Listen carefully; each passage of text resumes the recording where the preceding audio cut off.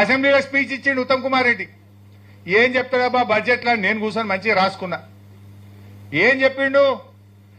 ఈ మొదటి సంవత్సరంలోనే 6 ప్రాజెక్టులు పూర్తి చేస్తా, 6,50,000 ఎకరాలకు నీళ్లు ఇస్తా, మాది పనిచేసే ప్రభుత్వం, మాది చేతుల ప్రభుత్వం, మేము ఇంతగానో పనిచేస్తాము అన్నారు. ఏడాది అయిపోయింది. మొన్న మళ్ళీ బడ్జెట్ పెట్టిరు. నేను తీస్తే ఏమైనా చేసిండ్రా భయ్య అని పుస్తకం అంతా చదువుతాయి. ఏమన్నది? ఒక్క ప్రాజెక్టు పూర్తయింది లేదు, 1 ఎకరానికి వచ్చింది లేదు. నేను లేచి అడిగిన, ఏమైనా పోయినసారి అసెంబ్లీలో 6,50,000 ఇస్తా అంటివి, 6 ప్రాజెక్టులు పూర్తి చేస్తా అంటివి, మరి ఏది పూర్తి చేసినావో, ఏడ నీళ్ళు ఇచ్చినావో జర చెప్తావా అన్న. మాట్లాడుతూ మళ్ళీగా తలకాయ కిందకి వేసుకున్నాడు. పోవుడే పోడు బయటకి, మాట్లాడడం లేదు. ఇది వాళ్ళ కథ.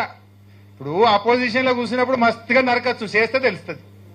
మరి ఏడవే 6,50,000 అన్నోని 65,000 ఎకరాల కన్నా ఇవ్వచ్చు కదా, పోనీ 6,000 ఎకరాల కన్నా ఇవ్వచ్చు కదా. 65,000 లేదు, 6,000 లేదు, గుండు సున్నా.